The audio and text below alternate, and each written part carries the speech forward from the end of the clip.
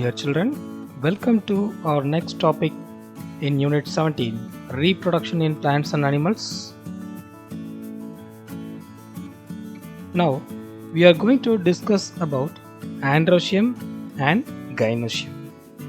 Androecium and gynoecium are known as the essential holes, and these holes are present inside the non-essential holes.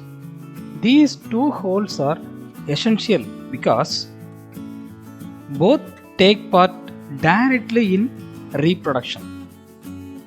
The main part of reproduction process is carried out by these androecium and gynoecium.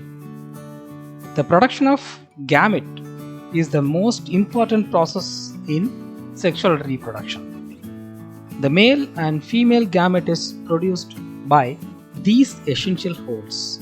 Androecium is responsible for the production of male gamete and gynoecium is responsible for the production of female gamete. First, we are going to discuss about androecium. Androecium is the male part of a flower, is composed of stamens. The structure is collectively known as stamens. Each stamen consists of a stalk called the filament and a small bag-like structure called anther at the tip. These two structures are clearly visible in this picture. The stalk is white in color in this picture. At the tip of the stalk, it consists of a bag-like structure which is called anther. The pollen grains are produced in the anther within the pollen sac. These pollen grains consist of the male gamete which is needed for sexual reproduction in plants.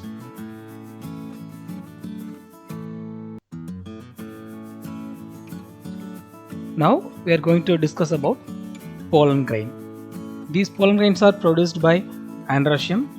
Pollen grains are usually spherical in shape. Look at this picture, you can identify the shape of the pollen grain.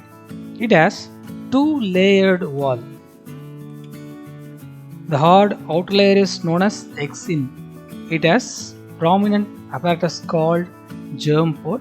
So look at this picture, the outer layer, the thick outer layer which is known as exin, it has prominent apertures called germ pore. Here you can identify a small opening like structure. This is called germ pore.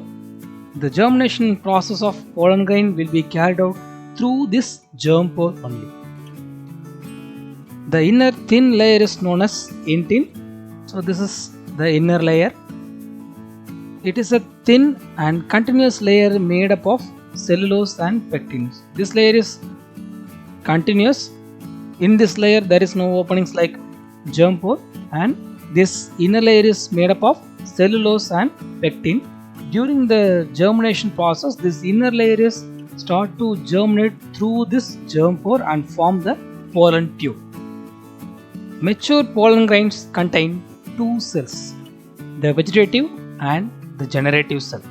The vegetative cell consists of large nucleus. The generative cell divides mitotically to form two male gametes. So this is the vegetative cell.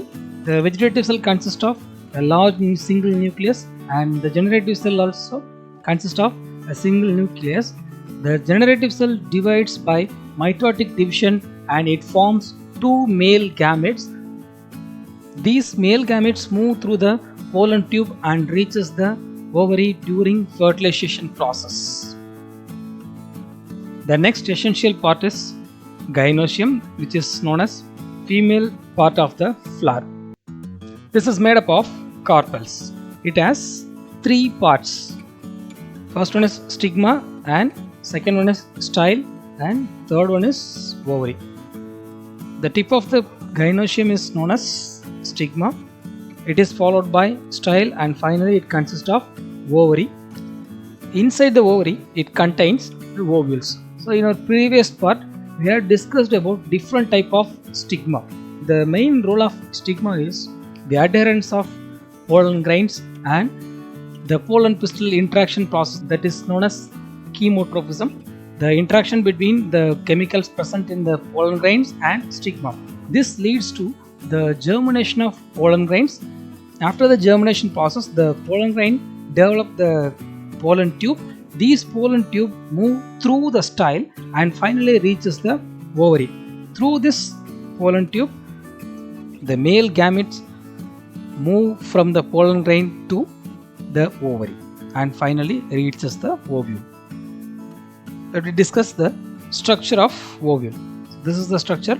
The main part of ovule is the nucellus, which is closed by two integments leaving an opening called as micropyle.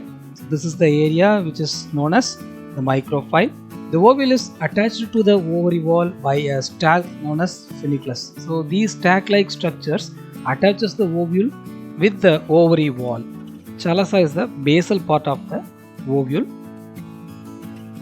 The embryo sac contains 7 cells and the 8 nuclei located within the nucleus. So inside the nucellus region, we can identify the nucleus. So the embryo sac contains 7 cells and the 8 nuclei is located within the nucellus. 3 cells at the microphylar end and form the egg apparatus, and the 3 cells at the chalaza end and are the antipodal cells. The remaining 2 nuclei, which are present in between the microphylar end and chalaza end, are called polar nuclei found in the center. In the egg apparatus, one is the egg cell, that is female gamete, and the remaining 2 cells are synergids. This is the structure of ovule. The process of sexual reproduction in flowering plants, it involves in 2 main processes, that is pollination and fertilization. In our next topics, we will study detailedly about the pollination process, how do the pollination process is carried out, and what are all the factors involving in pollination. Then fertilization, how do the fertilization, that is the fusion of male and female gametes, is carried out. Thank you.